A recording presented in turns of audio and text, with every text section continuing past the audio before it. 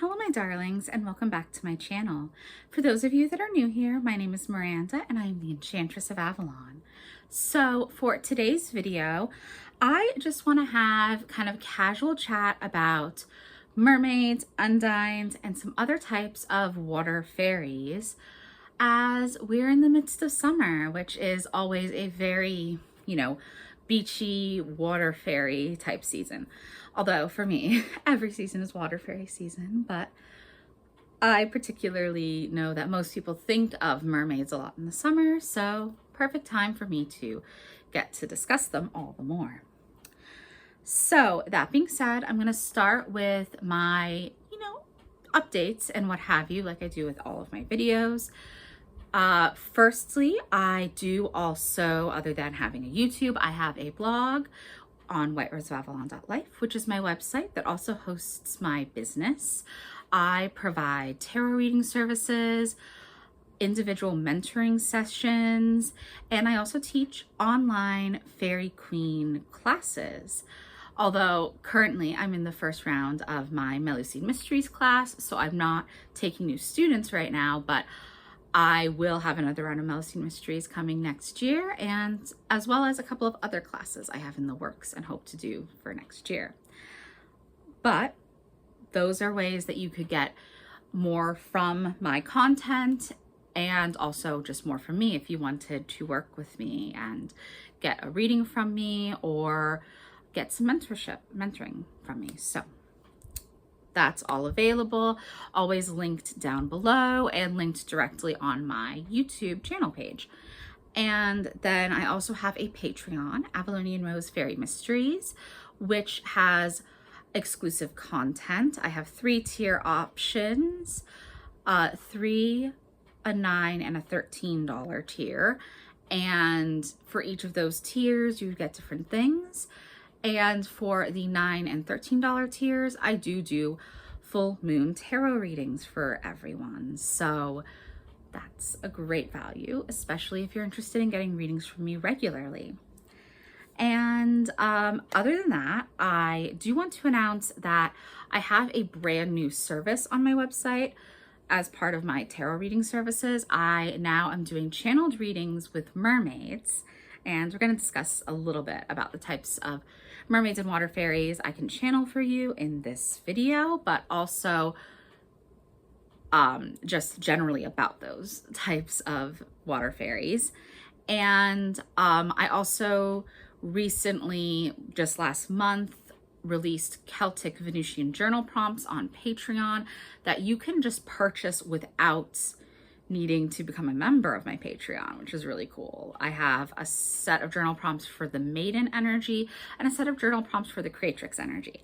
And we're going to talk some Creatrix energy today and some Maiden energy as well. So get a little taste of that. And then if you're liking what I'm saying, you might want to then go ahead and purchase those journal prompts and dive into your own connections to the Maiden and the Creatrix. And then finally, if you are local to the Northeastern Pennsylvania area, I will actually be at NEPA Pagan Pride Day 2025, which is a festival that's being held on August 9th. So I will be doing tarot readings live and in person there.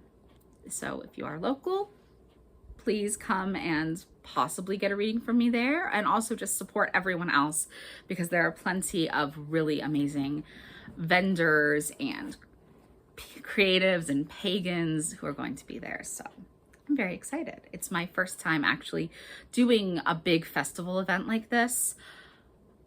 In the past I have done, smaller events in the forms of classes, but this is the first really big collaborative event I get to do, which is really exciting, and I can't wait to do that and then grow from there.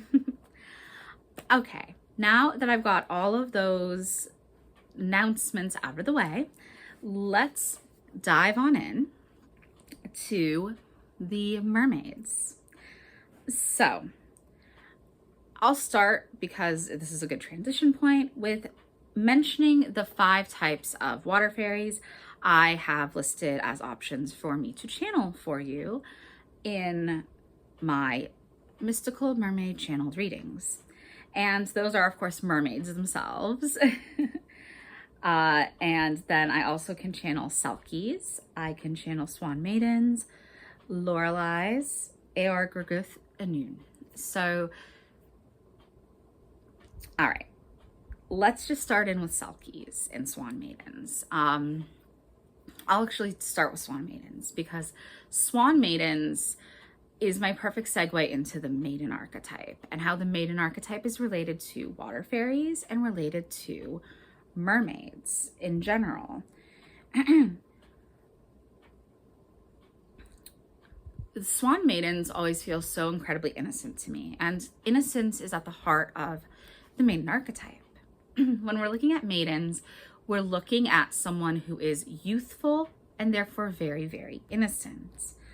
And so it's often kind of misconstrued that she might be naive or that you have to be physically a virgin to try and embody this archetype. And that's just not true, because maidens aren't maidens because of virginity so much as the purity of intent, the sweetness that they uphold. And they aren't necessarily naive. And in fact, I think embracing the maiden in the most potent form requires that you're not naive. You're innocent, but you're not naive. There is a difference. I think far too often we think of innocence and naivete as the same thing, when in truth they're different. Innocence is about, again, purity of intent. You are intending for good things to happen. You are intending to spread positive emotion out into the world. You are looking to embrace that innate childlike wonder still, even into young adulthood and older adulthood. And that's super important. Far too often, we are told, especially as we get into our teenage years, that, oh, you need to prepare to be an adult, you need to leave childish things behind. Now, some childish things, it's okay to keep, but others, it's kind of looked down upon, kind of frowned upon that you should keep these things. Like, oh, you shouldn't still play with toys. You shouldn't still collect toys unless, you're keeping them in the box and what have you, and that they are a true collector's item. So as this rolls on, it's telling us to, put aside all of those childlike things, when in reality, that's just encouraging a disconnection from our own childlike self, our childlike wonder. And we want to stay connected to our inner child because you want to be able to nurture and heal any childhood wounds you might have.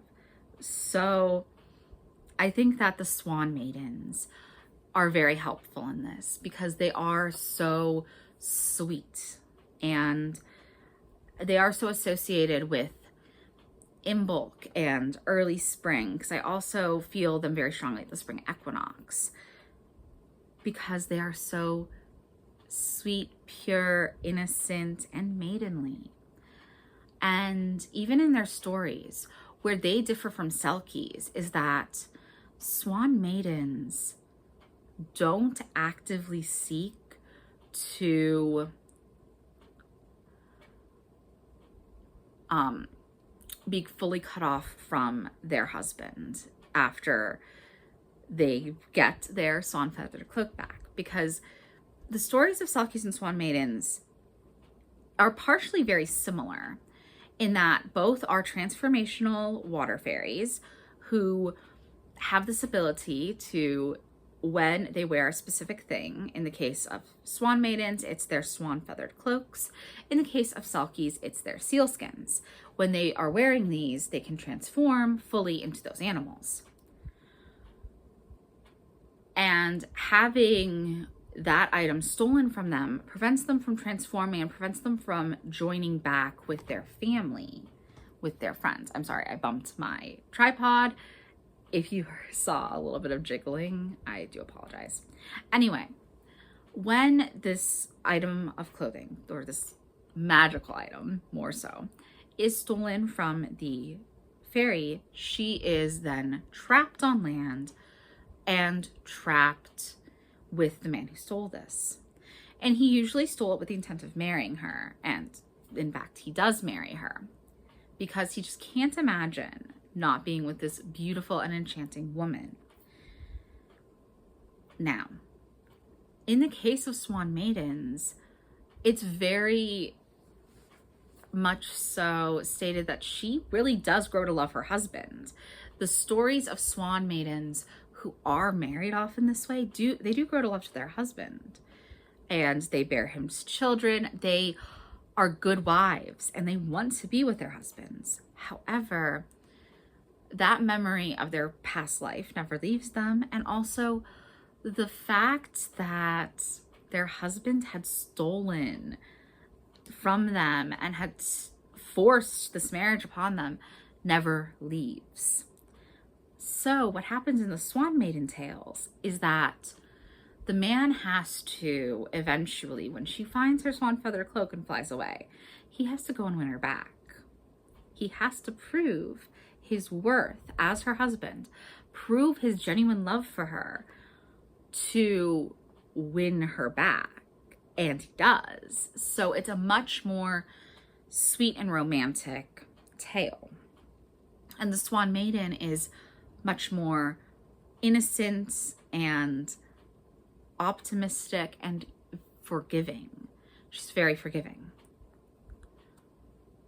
Now, when we go to the Selkie tales, Selkies are also forcibly married. They also often do bear children to these men, and they are even good wives for the time that they are with those husbands. But the call of the sea is strong. And it doesn't help that usually in these tales, the husband is like a fisherman or something. So they're usually living like right on the water, right on the beach. But she can't go into the sea, not the way she wants. She can't be in her seal form in the sea like she wants. So she grows very bitter. She never grows to love her husband. And when one day one of her children, usually if she does have children, it's the children that find it, one of her children asks, "Oh, what is this?" having found it in like their father's workshop or something. And she takes it and she leaves.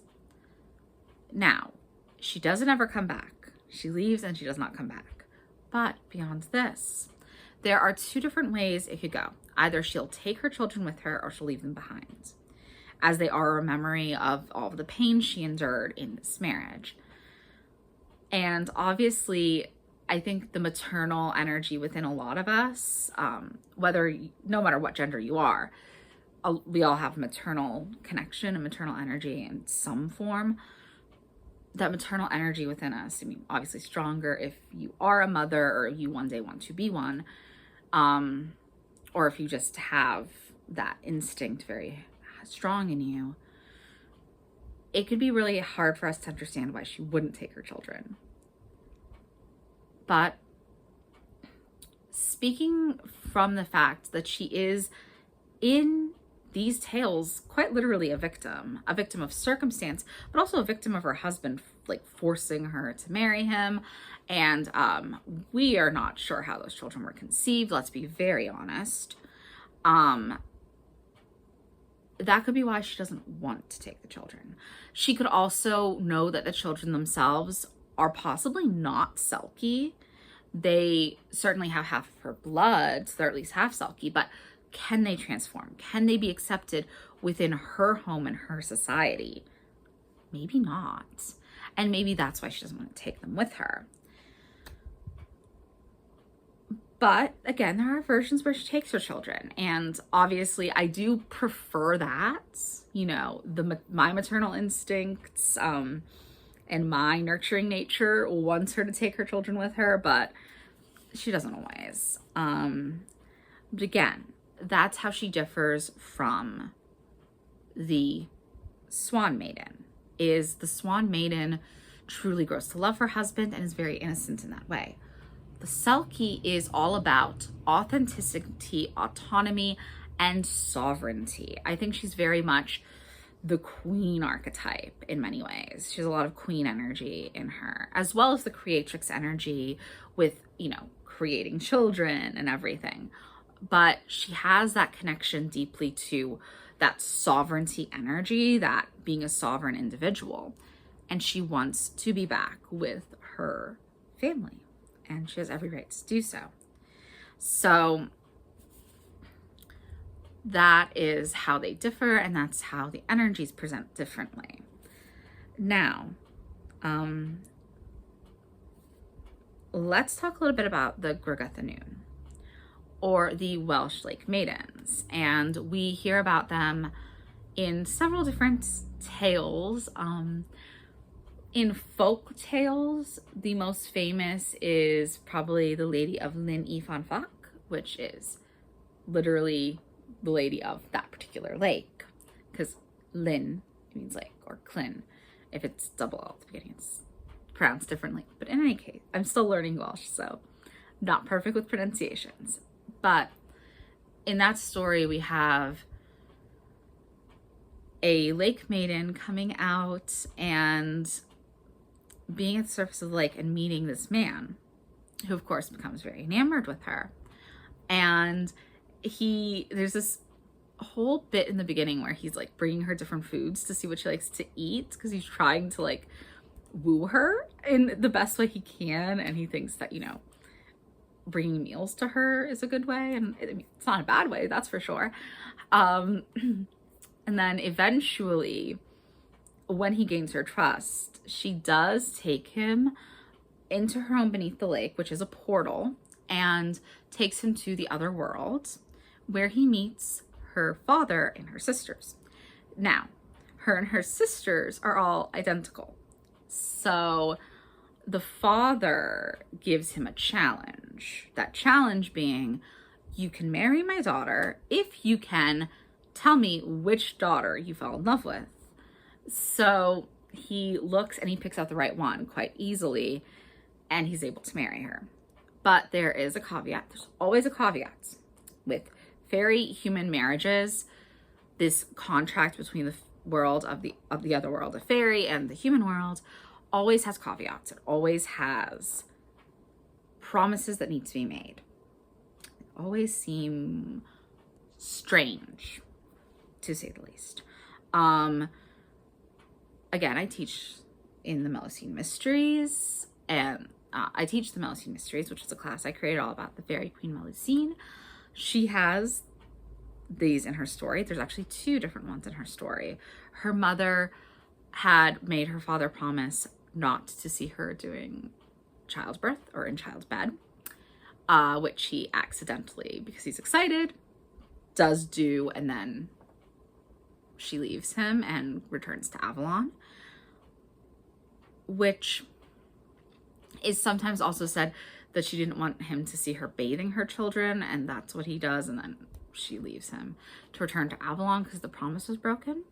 And then for Melusine herself, she makes Raymond to promise not to see her on Saturdays, which eventually he does, and eventually she does have to leave him. It's very dramatic, it's very sad. But the Saturday thing was she spends Saturdays in her mermaid form, so she couldn't be with him on those days. But in any case, in the story of the Lady of the Lake, in this particular Lady of the Lake story, the promise is that he shall never hit her 3 times. Now, I know that sounds weird, but in hitting her, it's not necessarily, it doesn't have to be physical abuse, which obviously it kind of sounds, even to, you know, the original audience of the tale, it would sound like, oh, well, marital, spousal abuse, domestic abuse. It doesn't have to be that. It can literally just be totally accidentally hitting her, and in a way that's not even violent and not intended to be so. And of course, this does come to pass, and he's left in very dire straits because she brought with her lots of blessings to his life, which is pretty much always true of these, you know, fairy human marriages, especially if she's a fairy queen. But even if she's just a fairy, in the case of the Lady of the Lake, who's a water fairy. He loses those blessings when he loses her, and it's very, very tragic. And of course, then, the other most famous thing about the Welsh Lake Maidens is they would become the Arthurian Lady of the Lake. So, at least most people, myself included, think of the Lady of the Lake, no matter which Lady of the Lake it is in Arthurian legend, because there's a few, that she probably has some origins as a Gorgatha Noon, because we do know that the Lady of the Lake, and that she would have come from Welsh tradition, because the Arthurian legends came from Welsh tradition largely. And so then we have, her going under different names. Most commonly, she's referred to as either Nimue or Vivian, although there's different versions that are kind of in between the two, like Ninian or Navian, I think is one. There's a bunch that are just kind of in between the two names. But Nimue or Vivian are the two names most commonly attributed to the Lady of the Lake who gives Arthur Excalibur. And she's the same Lady of the Lake who had a relationship with Merlin. But the relationship with Merlin is very interesting. And this brings up the next archetypal energy that you could find within mermaids that we haven't discussed yet, because we did talk about Creatrix, and she certainly has Creatrix energy as well. But we talked about Maiden, we talked about Creatrix. We didn't talk yet about mothering energy, nurturing, motherly energy. But the Lady of the Lake definitely has this, a lot of it, because one of her most famous tales, other than the relationship with Merlin, which I will discuss in a moment, she is most famously the woman who fostered Lancelot in Avalon, which is why Lancelot is referred to as Lancelot du Lac, Lancelot of the Lake. He was raised by the Lady of the Lake when he was orphaned. So she is this maternal mothering figure. And then the final thing, we also talked about Queen archetype. I did a little bit of that. And then, of course, priestessing energy, which, of course, the Lady of the Lake has a lot of priestessing energy.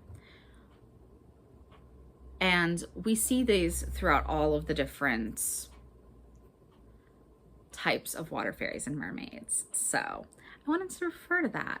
And, of course, there are other archetypes that would fit with different water fairies and mermaids, but I don't want to overwhelm. And I think that those for me are 5 archetypes that just really are omnipresent across several different stories of these types of beings.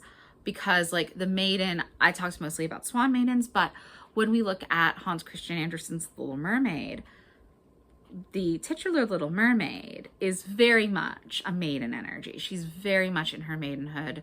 She's literally 15 during the bulk of the story. She embodies maiden energy deeply. So we see this across several. Whereas others we might only see in certain aspects of water fairies.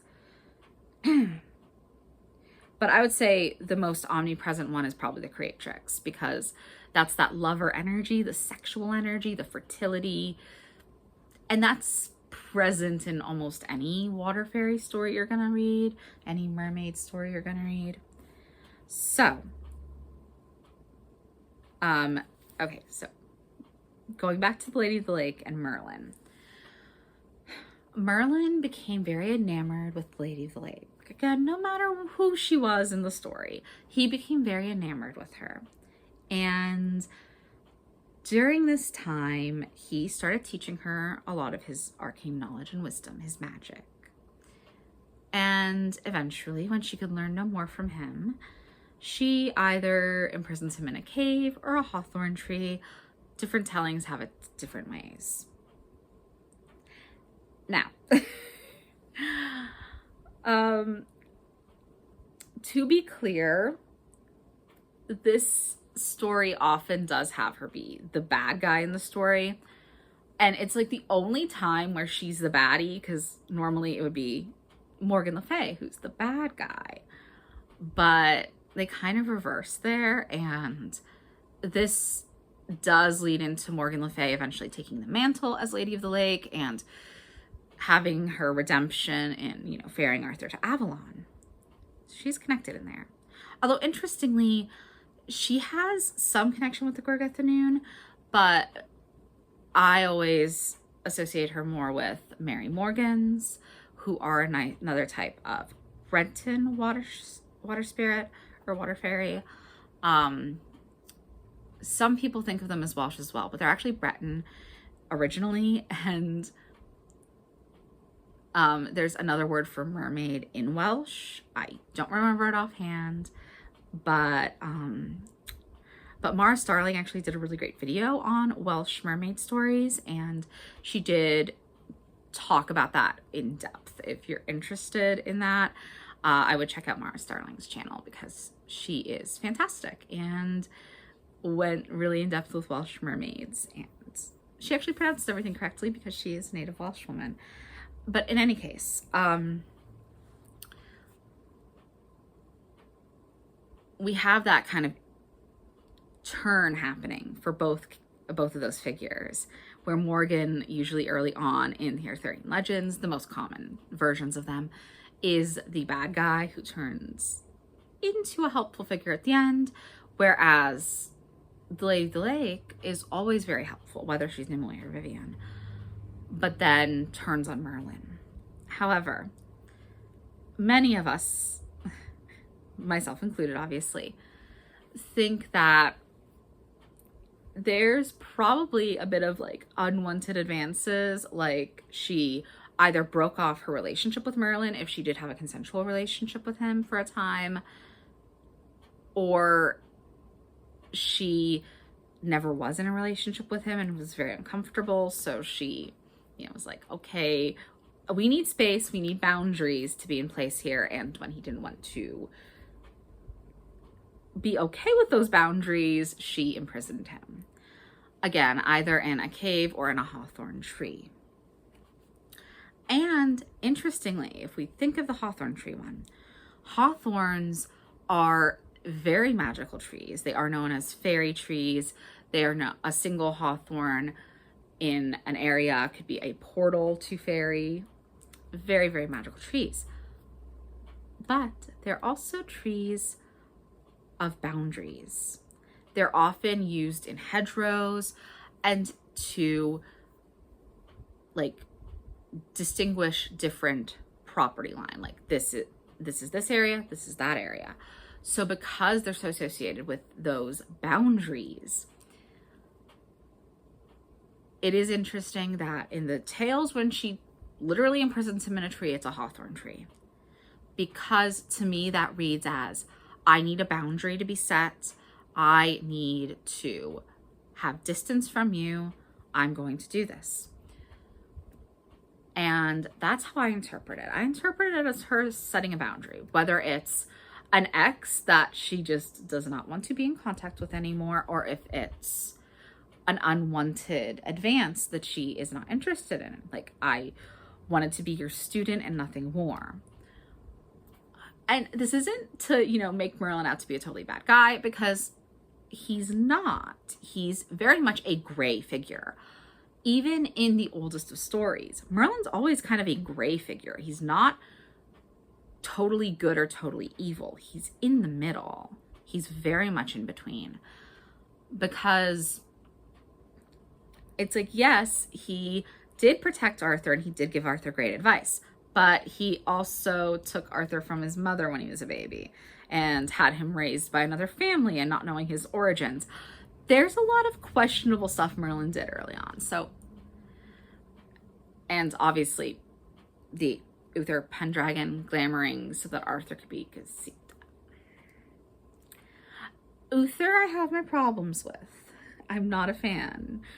In most tellings, definitely not a fan of the way Uther is portrayed. But Merlin I have a lot more interest in as a figure, and I think that he has a lot more complexity to him. And so yes, can he both be this magical, enchanting, powerful sorcerer, and also who does good, and also someone who got a little too overzealous and a little too obsessed with someone he was attracted to?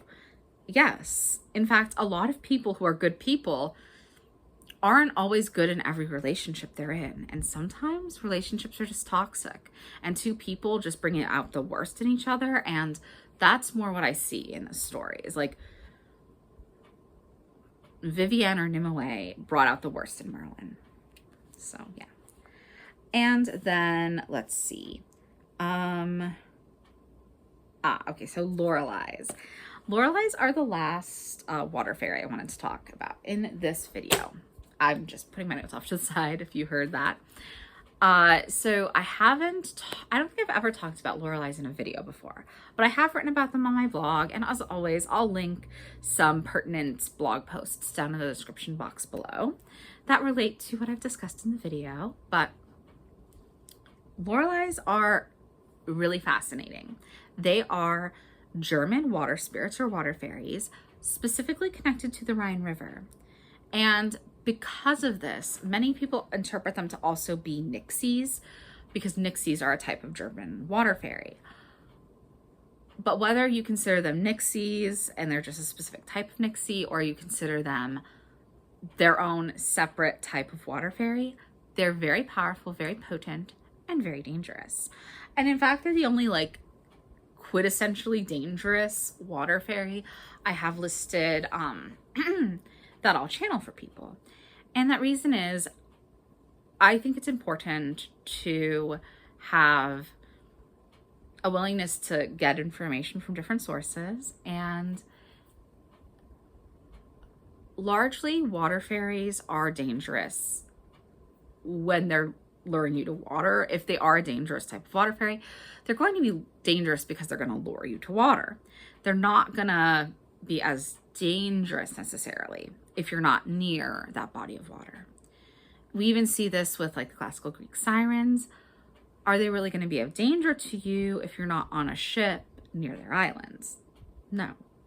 Same thing. If you're not on a boat or a ship in the Rhine River, you're not going to get lured by a Lorelei.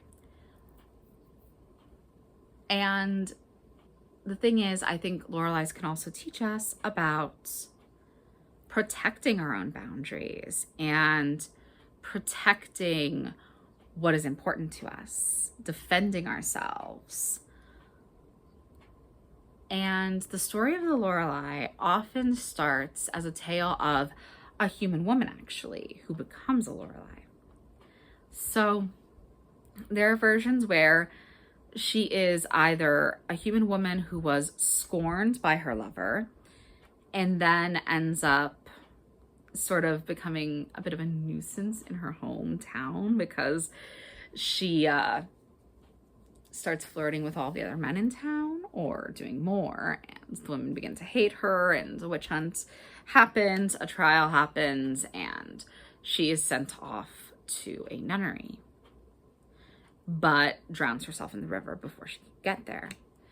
Or the other version is that she lost her lover at sea. He drowned and in the Rhine River, and because of this, she's very heartbroken. But she's still incredibly beautiful, and men still pursue her. And it still does drive jealousy in the women, and there's still a witch hunt, and she still gets sent to a nunnery. But again, before she could actually arrive there, she convinces the guards that are taking her there to let her look at the Rhine River one last time, and she dives into the river and drowns, then becoming a Lorelei. So, especially with this origin that we have, where she's this like tragic figure, that shows that she's not totally malevolent, that she's not necessarily meaning to be dangerous. And like the Russian Masalka, she might just be targeting people that she deems need punishments. Because I see a lot of parallels between the Lorelei and the Rusalka. The Lorelei, like a traditional like wicked mermaid or siren, she lures in men with her voice. She plays a harp and she sings and draws them to her, and they will, you know, perish on the rocks lining the Rhine River. And in fact, there's a large rock, like a boulder, that's called Lorelei. That's where she likes to hang out. And it was named for her, and there's that connection to that specific landmark. Now, in the tale of the Rusalka, I'm just touching on it briefly because there are parallels and I think it's fascinating. So the Rusalka is, again, a solitary water fairy. She has a lot of mermaid and siren characteristics, and she's usually in bodies of water like lakes or ponds and things, smaller bodies of water. And she appears as a gorgeous woman, usually naked with only her hair covering her. And she seeks to lure in men who are traveling across her body of water. And of course, often does. But here's the thing. Only married men. And only married men who would seek to be unfaithful to their wives are in any danger, because she's not going to try and lure in a single man. She's not looking to punish a man just because he's walking by. She's looking to test the fidelity of married men. And in that way, she's a protectress of women. And because there are these parallels between the energies of Rusalka and Lorelei's, even with Rusalka stories often having the titular, you know, Rusalka, beginning as a woman who drowned tragically, I feel their energies are very similar. Whenever I've encountered their energies, they are very similar. I think of them both as having this protecting women energy, and like, oh, I wasn't protected by the women around me. I was instead demonized by them. But that doesn't mean I think that's the way we should go in the case of the Lorelei.